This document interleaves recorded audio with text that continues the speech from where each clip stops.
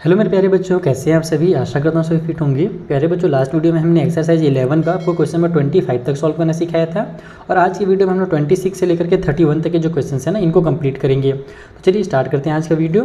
बाकी अगर आपने प्रीवियस वीडियो नहीं देखा होगा ना, तो जरूर देख लेना, क्योंकि देखो जो हमारा 26 वाला क्वेश्चन है ना, ये सेम टू सेम है 24 और 25 की तरह ही। तो उन वीडियोज़ का लिंक साथ ही मैं अपने टेलीग्राम और इंस्टाग्राम का जो लिंक है वो डिस्क्रिप्शन बॉक्स में दे दूँगा। आप हमारे टेलीग्राम से जा करके इसके जो नोट्स हैं ना, वो भी डाउनलोड कर सकते हो फ्री में। तो चलो स्टार्ट करते हैं। 26 वाले में देखते हैं क्या दिया हुआ है कि अगर cosec a plus B equal to 1 है और cosec a minus B equal to 2 है, जहाँ पर हमारे पास a प्लस बी जब करेंगे तो वो 0 से बड़ा होगा, जैसे पहले हो रहा था पिछले वाले क्वेश्चंस में, और उसी तरीके से a प्लस बी जो होगा वो 90 के या तो बराबर होगा या तो 90 से छोटा निकल के आएगा, और a जो होगा वो हमारा b से बड़ा होगा। तो ये सब आपको ध्यान देना नहीं है, बस सिंपली इसको सॉल्व करना है हमको, पहला यहाँ पर और ये दूसरा क्वेश्चन, इन दो क्वेश्चन इस बार दिए हुए हैं। आइए सॉल्व करते हैं। तो देखो हमें cosec a plus B equal to 1 दिया हुआ है और हमको याद करना पड़ेगा टेबल में कि जो कॉसेक में 1 होता है वो कितने डिग्री में होता है। तो कॉसेक का आप जब 90 डिग्री देखोगे ना, तब वहाँ पर आपको 1 दिखेगा। तो इसको अपन लिखेंगे इस तरीके से कि cosec a plus B equal to cosec 90 हो जाएगा। तो यहाँ से हमारा कॉसेक से कॉसेक कैंसिल हो गया, इसका मतलब a प्लस बी का जो वैल्यू होगा वो 90 डिग्री होगा। ठीक है, ये पहला हमारा इक्वेशन हो गया। जैसे पहले सॉल्व करते थे सेम वैसे सॉल्व करेंगे। दूसरा हमको दिया हुआ है cosec a minus B equal to कितना दिया हुआ है, 2 दिया हुआ है। ठीक है, तो 2 कितने में आता है, ये हमारा 30 में आता है। तो यहाँ पर हम लिखेंगे कि cosec a minus B equal to हो जाएगा हमारा कॉसेक 30 डिग्री, है ना। 2 जो होता है वो कॉसेक 30 का वैल्यू होता है, तो फिर से यहाँ से ये कैंसिल हो जाएगा। तो a minus B equal to हो जाएगा हमारा 30 डिग्री। मैंने आपको पिछले वाले वीडियो में दोनों मेथड सिखाए थे, सब्स्टिट्यूशन मेथड भी सिखाया था और एलिमिनेशन मेथड भी सिखाया था। अपन क्या कर सकते हैं यहाँ पर, चलो एक काम करता हूँ, मैं a का वैल्यू कुछ भी निकाल करके इक्वेशन 1 में पुट कर देता हूँ। तो मैं a इक्वल टू 30 प्लस में b लिख देता हूँ, ये भी उधर भेज देता हूँ, और इसको इक्वेशन 2 नहीं मानता हूँ, मैं इसको इक्वेशन नंबर 2 मान लेता हूँ। यहाँ पर मैं कौन सा मेथड यूज़ कर रहा हूँ, मैं यहाँ पर सब्स्टिट्यूशन मेथड यूज़ कर रहा हूँ। बाकी आप लोग प्लस माइनस वाला मेथड यूज़ करना चाहते हो जिसको एलिमिनेशन मेथड कहते हैं, तो वो भी मैंने आपको पिछले वीडियो में सिखा रखा है।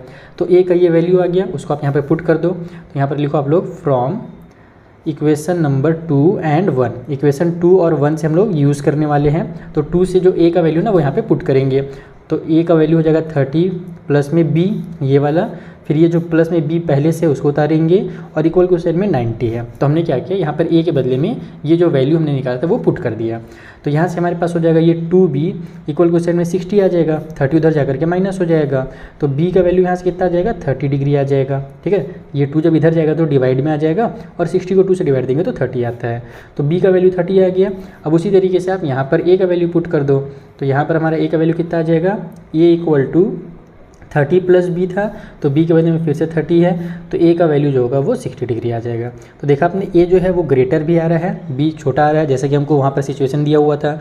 उसके अलावा फिर हमारा दोनों का जो सम है वो 90 के बराबर आ रहा है। हमसे बोला भी गया था तो 90 से बराबर आएगा या तो 90 से छोटा आएगा। तो वो सारे क्राइटेरियाज यहाँ पर ये फुलफिल कर रहा है। अब यहाँ पर हमको कुछ वैल्यूज़ भी फाइंड करने हैं। पिछले वाले क्वेश्चन में तो बस यहीं तक काम करना था, लेकिन इस वाले क्वेश्चन में थोड़ा सा एक्स्ट्रा काम करना है। चलिए मैं क्वेश्चन लिख लेता हूँ, फिर उसके वैल्यूज़ को यहाँ पर पुट करेंगे। तो देखो ये पहला क्वेश्चन है जिसका वैल्यू फाइंड करना है। Sign A cos B, cos A sine B दिया हुआ है, तो अपन क्या करेंगे, वैल्यूज पुट करेंगे। साइन ए का मतलब क्या हो जाएगा, हमारा ए का वैल्यू कितना निकला, 60 निकला है ना, तो साइन 60 डिग्री। फिर ये मल्टीप्लाई में है ना, यहाँ पर कोई भी साइन नहीं कि मल्टीप्लाई की साइन, आप चाहो तो मल्टीप्लाई लगा सकते हो, अदरवाइज ऐसे भी छोड़ सकते हो। कॉस बी कितना हो जाएगा, तो कॉस हमारा 30 डिग्री हो जाएगा बी के बदले में। उसी तरीके से यहाँ पे कॉस ए है तो ये हो जाएगा कॉस 60 डिग्री, और फिर साइन बी है तो ये हो जाएगा हमारा साइन 30 डिग्री। अब इनका वैल्यू पुट करो।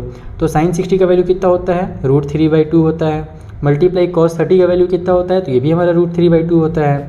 उसके बाद प्लस कर दो, कॉस 60 का वैल्यू कितना आता है, 1/2, और उसी तरीके से साइन 30 का वैल्यू भी 1/2 ही आता है। तो जब अपन इसको सॉल्व करेंगे तो ये √3 से √3 मल्टीप्लाई होकर के 3 आ जाएगा, नीचे 2 2 जा 4 हो गया, प्लस की साइन ऊपर में 1 1 जा 1 और नीचे में फिर से 2 2 जा 4 हो जाएगा।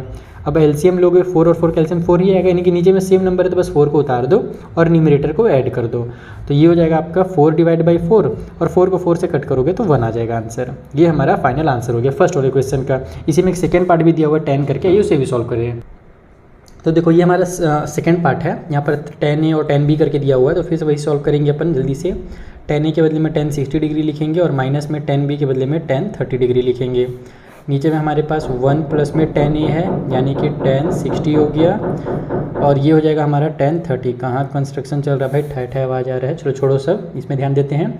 10 60 का वैल्यू कितना होता है, √3, और 10 30 का वैल्यू कितना होता है, 1 में √3 होता है।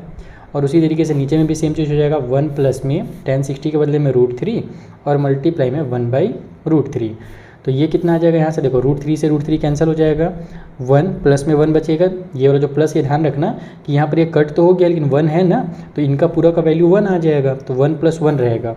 ऊपर में हम लोग सॉल्व करेंगे, तो सॉल्व करेंगे सिंपल तरीका क्या है, √3 का इस वाले √3 से मल्टीप्लाई करो, तो √3 और √3 मिलकर के 3 बना लेंगे, तो 3 को उतार लो, माइनस में 1 है तो -1 को लिखो, डिवाइड बाय में ये जो √3 है इसको एज इट इज़ उतार लो। पूरे के नीचे में जैसे मैंने बताया ये 1 है और प्लस में एक बार और मैं इसके बदले में भी 1 लिख ही देता हूँ ताकि कन्फ्यूज़न ना हो। तो अब यहाँ से हमारे पास ये कितना हो जाएगा, ऊपर में तो 3 - 2 1 आ जाएगा 2, तो 2 बाई में √3 आ गया, पूरे के नीचे में हमारे पास 2 है। अब इसके नीचे भी देखो कुछ नहीं है यानी कि 1 है, ये ध्यान रखना ना, ये नीचे वाला जो फ्रैक्शन है इसके नीचे कुछ नहीं यानी कि 1 है, इसको ऊपर ले जाते हैं तो ये हमारा 2 डिवाइड बाई में √3, और जब ये ऊपर जाएगा ये डिवाइड का साइन मल्टीप्लाई में चेंज हो जाता है, ये 1 ऊपर हो जाता है और 2 हमारा नीचे हो जाता है। यही होता है ना, जब डिवाइड को हम मल्टीप्लाई में चेंज करते हैं तो जो भी डिवाइड हो रहा है उसका रेसिप्रोकल हो जाता है।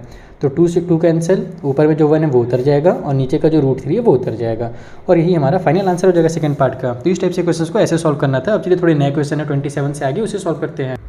सो 27 वाले में बोल रहा है हमें कि 3x जो है ना वो cosec थीटा के बराबर है और 3 डिवाइड बाई x जो है वो cot थीटा के बराबर है, यानी कि cosec थीटा का वैल्यू और cot थीटा का जो वैल्यू वो हमको दिया हुआ है। हमें वैल्यू फाइंड करना है 3 ब्रैकेट में x² माइनस में 1 डिवाइड बाई x² का। तो अगर आपने चैप्टर नंबर 10 में एक फॉर्मूला ध्यान से पढ़ा होगा तो आपको ये क्वेश्चन बहुत आसानी से बन जाएगा, और अगर मैं फॉर्मूला नहीं पढ़े ना तो आपको मैं पहले भी सजेस्ट कर चुका हूँ कि पतली सी कॉपी बनाइए और उसमें इस चैप्टर के खास करके ट्रिग्नोमेट्री के सारे फॉर्मूलाज को लिख लीजिए, क्योंकि ये फॉर्मूलाज आपके लिए नए हैं, क्लास 9th में आपने ट्रिग्नोमेट्री नहीं पढ़ा था। ठीक है बबुआ, तो जब आप फॉर्मूला लिख लोगे तो आपको याद आ जाएगा कि हमने एक फॉर्मूला आपको बताया हुआ था वहाँ पर कि cosec² थीटा माइनस में cot² थीटा जो होता है इक्वल टू 1 होता है। मैं आपको एक बार दिखा भी देता हूँ, देखो ये फॉर्मूला है हमारा, 1 प्लस में cot² theta equal to cosec² theta होता है। अगर मैं इस cot² थीटा को उधर ले जाऊंगा तो माइनस हो जाएगा, तो cosec² थीटा और ये cot² थीटा उधर जा करके माइनस cot² थीटा हो जाएगा, इक्वल की साइड में केवल 1 बचेगा, यानी कि हम इसको लिख सकते हैं cosec² थीटा माइनस में cot² थीटा इक्वल टू 1, ऐसे लिख सकते हैं। बस उसी फॉर्मूला का यूज़ करोगे तो ये क्वेश्चन बहुत ईजिली बन जाएगा। ये कॉपी में समझाते हैं। तो देखो ये हमको वैल्यूज़ दिए हुए हैं। सबसे पहले आप ऐसे लिखो कि हम जानते हैं, हमें फॉर्मूला पता है। क्या फॉर्मूला पता है भैया कि cosec² थीटा माइनस में cot² थीटा इक्वल टू 1 होता है। 1 इधर लिख सकते हो, उधर भी लिख सकते हो, जैसे आपकी इच्छा, मैं ऐसे लिख रहा हूँ। तो cosec² थीटा का वैल्यू क्या हो जाएगा, cosec थीटा का वैल्यू 3x दिया है तो बस स्क्वायर लगा दो, ये हो जाएगा 3x का स्क्वायर। उसी तरीके से cot² थीटा 3/x है तो ये हो जाएगा 3/x का स्क्वायर, और इक्वल की साइड में यहाँ पर जो 1 है इसको एज इट इज़ उतार दो, तो ये हो जाएगा हमारा 9x² माइनस में 3 का स्क्वायर हो जाएगा 9 डिवाइड बाई में हमारा x का स्क्वायर आ जाएगा, इक्वल की साइड में हमारे पास 1 हो जाएगा। तो एक सेकेंड यार, यहाँ पे मोबाइल वाइब्रेट हो जाए, चलो साइलेंट मोड में डाल दी मोबाइल को हमने।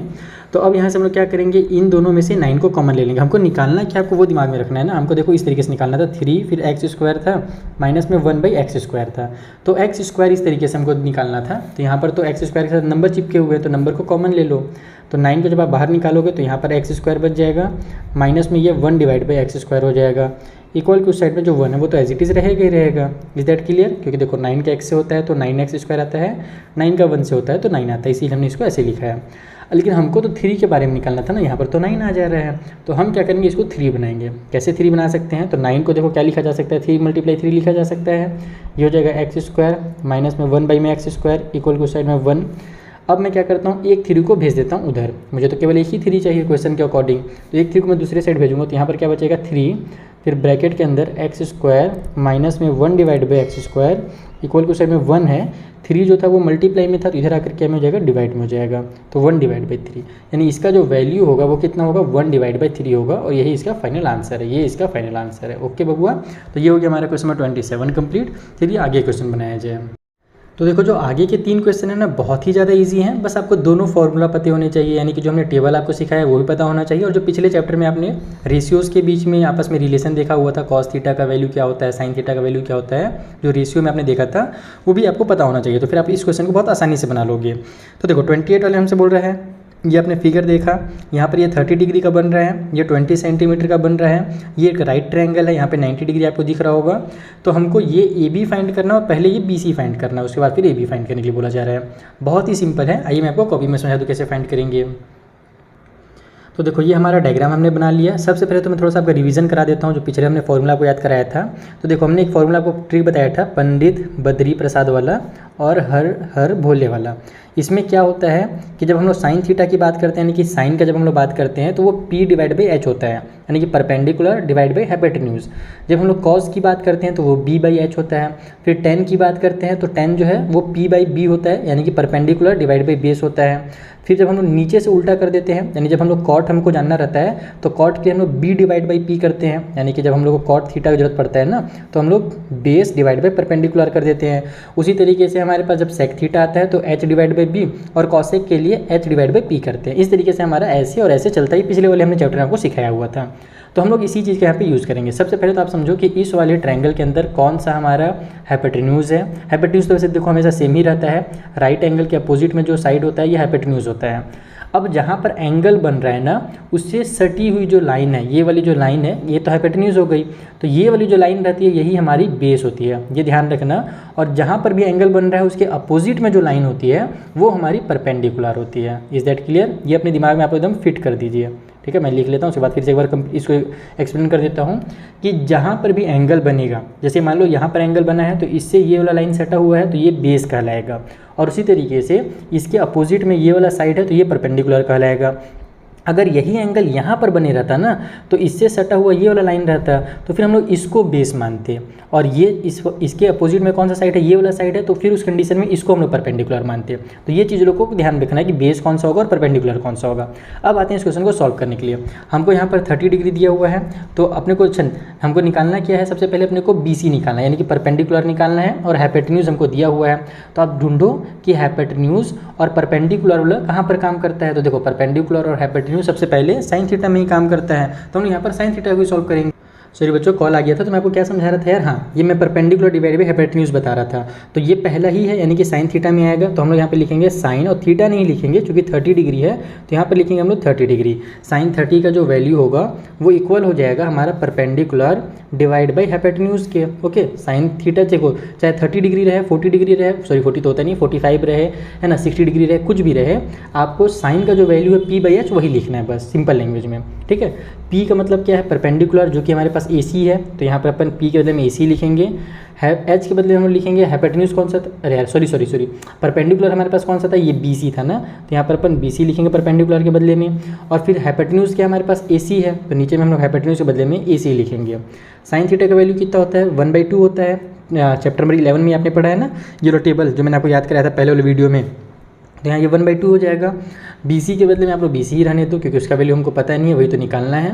और नीचे में AC के बदले में हमारे पास कितना है, 20 है, तो यहाँ पर 20 लिख लो। अब इस 20 को इधर ट्रांसफर कर दो, तो 21 या 20 हो जाएगा, नीचे 2 इक्वल को साइड में BC आ गया, ये कट होकर के 10 बना लेगा, यानी कि BC की जो वैल्यू होगी वो 10 सेंटीमीटर होगी। तो देखा आपने कितना आसान था एंगल फाइंड करना, पहला वाला का यानी वैल्यू फाइंड करना। दूसरा वाला जो हमारे पास EB है वो भी बहुत ईजिली फाइंड हो जाएगा। इसको सॉल्व करने के दो तरीके हैं। देखो कभी भी हमारे पास राइट ट्रायंगल में अगर दो साइड दिए हुए हैं, थर्ड वाला कोई भी साइड निकालना है तो हम लोग क्या करते थे, पाइथागोरस थ्योरम लगाते थे पहले ना, लेकिन अब यहाँ पर हम लोग उतना मेहनत नहीं करेंगे, पाइथागोरस थ्योरम में थोड़ा सा एक्स्ट्रा टाइम लगता है। हम लोग यहाँ पर बस इसी फॉर्मूला को फिर से रिवाइज करेंगे और इसी से सॉल्व करेंगे, देखना आपका फटाक से सॉल्व हो जाएगा। बाकी आप पाइथागोरस थ्योरम से भी बना सकते हो, लेकिन उससे मैं रिकमेंड नहीं करता हूँ बच्चों को। मैं बोलता हूँ भैया जब आप पहला क्वेश्चन को इसी मेथड से बनाए हो तो दूसरे वाले को भी इसी से बना लो।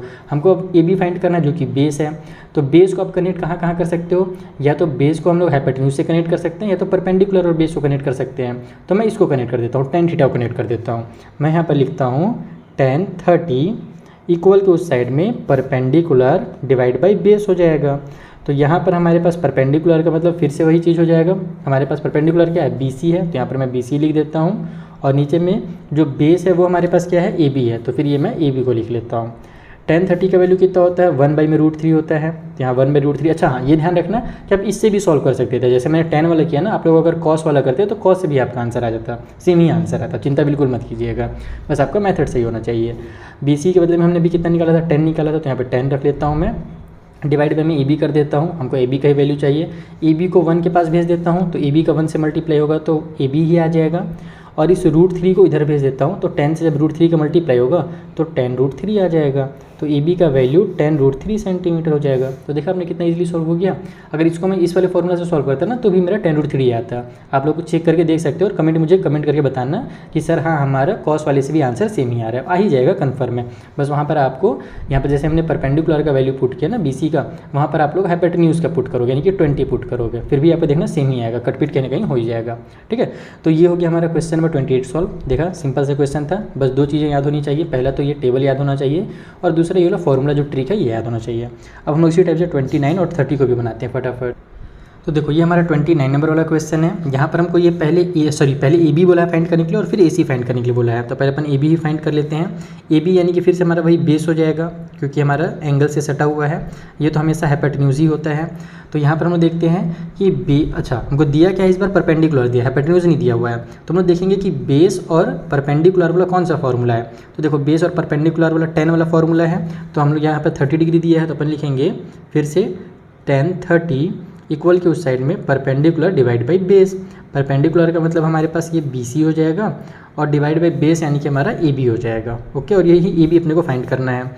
10 30 का वैल्यू फिर से वही 1/√3 लिख लो। इक्वल के उस साइड में BC का वैल्यू कितना है 6 है तो 6 उतार लो, डिवाइड बाई में AB कर लो पुट। AB को उधर ले जाओ 1 के पास तो 1 का AB से मल्टीप्लाई होकर के AB आ जाएगा। इधर हमारा 6√3 उतर जाएगा, ये √3 इसके पास जा करके मल्टीप्लाई हो जाएगा। तो AB का जो लेंथ है यानी कि ये वाला, ये हमारे पास 6√3 आ गया। यहाँ पे लिखने की जगह है क्या, चलो मैं छोटा सा लिख भी देता हूँ। ये क्या निकलेगा सेंटीमीटर में, क्योंकि ये सेंटीमीटर में था। Okay, is that clear? पहला वाला पार्ट आपको समझ में आ गया। अब दूसरे वाले पार्ट में हमको क्या AC फाइंड करना था, तो अब AC भी फाइंड कर लेते हैं। AC हमारा हाइपोटेन्यूज है। अब आपके पास दोनों लेंथ दिए हुए हैं तो आप हाइपोटेन्यूज को या तो बेस से कनेक्ट कर लो या तो इससे परपेंडिकुलर से कनेक्ट कर लो। देखते हैं कहाँ पर है। तो देखो हाइपोटेन्यूज और परपेंडिकुलर पहला वाले में ही है तो पहला वाला यूज़ कर लेता हूँ मैं। आगे देखने की जरूरत नहीं, आगे भी कर सकते हो, इसको भी यूज़ कर सकते हो, लेकिन मैं पहले को कर देता हूँ। यहाँ पर लिखूँगा मैं sin 30 डिग्री इक्वल के उस साइड में परपेंडिकुलर डिवाइड बाई हाइपोटेन्यूज होता है। परपेंडिकुलर यानी कि हमारे पास हो जाएगा BC और डिवाइड बाई में हमारे पास H है हाइपोटेन्यूज जो कि AC है। तो यहाँ पर मैं AC लिख लेता हूँ। sin 30 का वैल्यू 1/2 होता है। BC का वैल्यू फिर से वही 6 सेंटीमीटर हो जाएगा। डिवाइड बाई में AC हो जाएगा हमारे पास, AC का वैल्यू चाहिए अपने को। AC को उधर ट्रांसफ़र करेंगे तो AC बन जाए AC, ये 2 उधर जाएगा तो मल्टीप्लाई हो जाएगा 6 से, तो 2 6 हमारा 12 आ जाएगा। तो AC का जो वैल्यू है वो 12 सेंटीमीटर है। सिंपल, देखा कितना इजी क्वेश्चन था। चलिए लास्ट क्वेश्चन इसी टाइप से बचा हुआ। तो ये रहा हमारा लास्ट वाला डायग्राम। इसमें सबसे पहले अपने को बोला गया है कि BC फाइंड कीजिए। चलिए भैया पहले BC फाइंड कर लेते हैं। BC हमारे पास क्या है, फिर से परपेंडिकुलर ही है और ये हमारे पास बेस है। जैसे कि आपको दिख रहा होगा यहाँ एंगल बना हुआ है। तो कितने डिग्री का है, 45 डिग्री का है। हमको दिया हुआ AC, तो हम लोग को निकालना है पहले परपेंडिकुलर और ये हमको हाइपोटेन्यूज दिया हुआ है। तो हाइपोटेन्यूज और परपेंडिकुलर जैसे कि हमने देखा कि यहाँ पर पहला वाले में ही रहता है, साइन वाले में रहता है। तो मैं यहाँ पर लिखूँगा sin 45, क्योंकि इस बार 45 डिग्री दिया हुआ है ना, ध्यान देना यहाँ पर देखो 45 दिया हुआ है। तो sin 45 इक्वल टू हो जाएगा हमारे पास perpendicular divide by hypotenuse. Perpendicular हमारे पास कितना है BC है, हाइपोटेन्यूज हमारे पास कितना है AC है। ओके, ये हमने उतार लिया। sin 45 का वैल्यू कितना होता है 1/√2 होता है। इक्वल के उस साइड में हो जाएगा BC का वैल्यू कुछ नहीं और यहाँ पर AC का जो वैल्यू है 3√2, इसको उतार दो। अब अपन इसको अगर इधर ट्रांसफ़र करेंगे तो ये 3√2 ऊपर 1 के पास चला जाएगा, नीचे में √2 रहेगा। इक्वल के उस साइड में BC जो है एज इट इज उतर गया, √2 से √2 कैंसिल, तो BC का जो वैल्यू होगा यहाँ से 3 सेंटीमीटर हो जाएगा। तो ये हमारा पहला पार्ट यहाँ पर कंप्लीट होता है इसका। सेकेंड वाले पार्ट में हमको क्या निकालना है, AB निकालना है। AB के लिए हमको बेस का जरूरत पड़ेगा, यानी कि ये तो बेस है AB हमारा। हम लोग परपेंडिकुलर या हाइपोटेन्यूज किसी का भी यूज़ कर सकते हैं। तो मैं फॉर्मूला में अगर देखूंगा तो बेस और हाइपोटेन्यूज मेरा आ रहा है, वैसे परपेंडिकुलर और बेस भी आ रहा है, तो मैं इसी का यूज़ कर लेता हूँ, कॉस वाले का यूज़ कर लेता हूँ। तो यहाँ पर मेरे पास हो जाएगा सेकेंड के लिए मैं लिखूँगा cos 45, ठीक है। इस बार अपन cos 45 लिख रहे हैं। तो cos 45 का वैल्यू हो जाएगा B divide by H, cos theta का वैल्यू। B हमारे पास कितना है, तो AB है जिसका लेंथ चाहिए, B यानी कि बेस, और H यानी कि हाइपोटेन्यूज जो कि हमें दिया हुआ है AC। पहले मैं AC लिख लेता हूँ यहाँ पर, फिर 3√2 लिखूँगा, ठीक है। cos 45 का भी वैल्यू सेम ही होता है, 1 डिवाइड बाई √2 ही होता है। sin 45 और cos 45 इज इक्वल, तो यहाँ से AB इक्वल टू AB हो जाएगा और AC के बदले में भी यहाँ पर हमारा 3√2 हो जाएगा। सेम चीज़ होगा यहाँ पर भी, ये इधर जा करके मल्टीप्लाई हो जाएगा। तो ये बन जाएगा हमारे पास 3√2 ऊपर में, नीचे में हमारे पास √2 आ गया। इक्वल के उस साइड में AB बच गया, √2 से √2 कैंसिल। तो यहाँ पर भी हमारा जो AB का लेंथ है वो भी 3 सेंटीमीटर हो गया। तो इस तरीके से हमारे पास इन दोनों का भी लेंथ निकल जाएगा। तो 30 क्वेश्चन इज कंप्लीट। अब चलिए 31 एक लास्ट क्वेश्चन बचा हुआ इस एक्सरसाइज का, फिर हमारा पूरा का पूरा जो चैप्टर 11 है वो कंप्लीट हो जाएगा। केवल और केवल MCQs बचेंगे। तो देखो 31 के भी दो क्वेश्चन है, जिसमें पहला वाला ये है जहाँ पर x tan 45 cot 60 दिया हुआ है और फिर sin 30 cos 60 दिया हुआ है, दोनों आपस में इक्वल हैं और हमसे बोल रहे हैं कि ये जो x है ना इसका वैल्यू फाइंड कीजिए। तो बस सब का वैल्यू पुट करो, x का वैल्यू ऑटोमेटिकली निकल जाएगा। देखो x हो जाएगा, फिर मल्टीप्लाई, यहाँ पर कुछ भी साइन नहीं, सभी मल्टीप्लाई है। tan 45 का वैल्यू कितना होता है 1 होता है, फिर मल्टीप्लाई cot 60 का वैल्यू कितना होता है तो 1/√3 होता है। इक्वल की उस साइड में sin 30 है, sin 30 का वैल्यू 1/2 हो गया और cosec 60 है जो कि 2/√3 होता है। तो सबके वैल्यूज़ बस आप पुट कीजिएगा, आपका फटाफट बनेगा। सबको मैं उधर ट्रांसफर कर देता हूँ। पहले तो 2 से 2 को कैंसिल कर लो, यहाँ पर 1 आ जाएगा। ये वाला 1 का खेल खत्म क्योंकि मल्टीप्लाई में है ना। यहाँ पर भी ये वाला 1 का कोई वैल्यू है नहीं, इसको मैं उधर भेजूंगा तो डिनोमिनेटर में आएगा, या फिर 1 का x से मल्टीप्लाई करके इसका खेल खत्म कर दो। ये वाला मेरा बचा हुआ है तो x इक्वल टू हो जाएगा, यहाँ पर हमारे पास 1/√3 बचा हुआ है और ये जब इधर जाएगा तो जो डिनोमिनेटर में वो ऊपर में √3 चला जाएगा और ये जो 1 है वो नीचे में आ जाएगा। Is that clear? जो हमारा ऊपर में रहता है वो नीचे में आ जाता है, नीचे वाला ऊपर चला जाता है। √3 से √3 कैंसिल, 1 1 जा 1 हो जाएगा। तो x का जो वैल्यू है यहाँ पर 1 आ गया। तो बहुत ही बेसिक सा क्वेश्चन है, बस आपको सारे टर्म्स के जो हमारे थीटा वगैरह दिए हुए हैं, tan 45 cot 60 degree, sin 30 cosec 60, ये डिग्रीज आपको याद होनी चाहिए। और टेबल याद करने का मैंने बहुत ही बेसिक तरीका हमारे पहले वाली वीडियो में बताया था, जहाँ पर मैं इंट्रोडक्शन किया था मैंने ट्रिग्नोमेट्री को, तो वो वीडियो आप देख लेना। उसका लिंक आपको आई बटन में दे दूँगा और डिस्क्रिप्शन बॉक्स में भी दे दूँगा। चलो एक लास्ट क्वेश्चन 2 नंबर का बचा हुआ इसी का, उसे बनाया जाए। तो देखो ये हमारा सेकंड नंबर का क्वेश्चन है। यहाँ पर cosec 30 दिया हुआ है, sin 60 दिया हुआ है और tan 30 दिया हुआ है। इन सभी का बस वैल्यू पता हो तो फटाक से सॉल्व होगा। 2 के जगह पे 2 लिख लो पहले तो। अच्छा इक्वल की साइन मत लगाना क्योंकि पहले से इक्वल की साइन लगा हुआ है, चाहो तो एरो लगा सकते हो या तो कुछ ही मत लगाओ, रहने दो।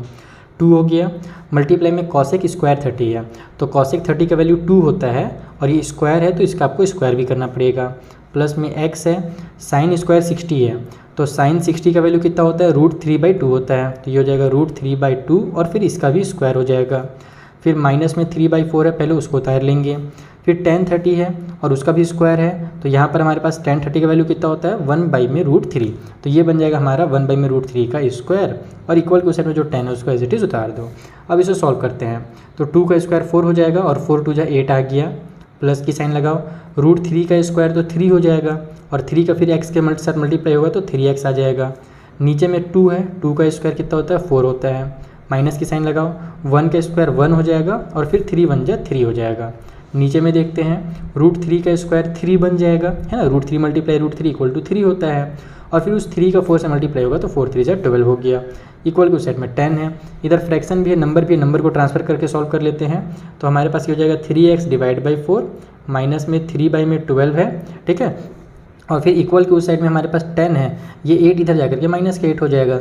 अब यहाँ पर देखो 4 और 12 डिनोमिनेटर में है तो हम लोग इसका एलसीएम ले लेंगे। 4 और 12 का एलसीएम कितना होता है 12 भी होता है। 12 को 4 से डिवाइड देंगे तो 3 आएगा और ऊपर में 3 3 जा फिर 9x हो जाएगा। 12 को 12 से डिवाइड देंगे तो 1 आ जाएगा, 1 3 जा ऊपर में 3 हो जाएगा। इक्वल के साइड में तो हमारा 2 आ गया। अब ये हो जाएगा 9, अच्छा यहाँ पर तो अब ये सॉल्व हो नहीं रहा है, अब इसको मैं थोड़ा ट्रांसफर करता हूँ। पहले मैं 12 को ट्रांसफर करता हूँ तो ये हो जाएगा 9x माइनस में 3 इक्वल के उस साइड में 12 इधर डिवाइड में इधर जाकर के मल्टीप्लाई में हो जाएगा तो 12 2 जा 24 आ गया। अब अपने को 9x की वैल्यू चाहिए तो इस -3 को उधर ट्रांसफर करूँगा तो प्लस हो जाएगा, इधर जाकर के प्लस होगा तो 24 और +3 इक्वल टू 27 आ गया। तो x का वैल्यू कितना हो जाएगा 27 divide by 9, so x equal to हो गया हमारा 9 3 जा 27। समझ ला बबुआ? तो इस तरीके से आपको सॉल्व करना है बबुआ और बबूनी सभी को। चलो आई होप आपको चैप्टर नंबर 11 अच्छे से क्लियर होगा। कुछ भी डाउट हो तो इंस्टा टैली का लिंक गिवन है, वहाँ पर पूछिएगा। ट्रिग्नोमेट्री बहुत ही आसान चैप्टर है, बस कुछ टेबल्स आपको याद करने हैं, कुछ फॉर्मूलाज याद करने हैं और आप आराम से याद कर सकते हो। मुझे पता है, मैंने आपको क्योंकि मेथड सिखा ही दिया था पहले वाले ही वीडियो में, तो उस मेथड को यूज़ करके फॉर्मूला याद कर लीजिएगा, आपसे बहुत ही मज़ेदार तरीके से चैप्टर सॉल्व होगा। अब मिलते हैं हम लोग नेक्स्ट वाले वीडियो में, तब तक के लिए थैंक यू फॉर वॉचिंग। और वीडियो पसंद आया हो तो अपने फ्रेंड्स के साथ जरूर शेयर कीजिएगा ताकि मुझे थोड़ा सा मोटिवेशन और सपोर्ट दोनों मिल सके। Thank you once again.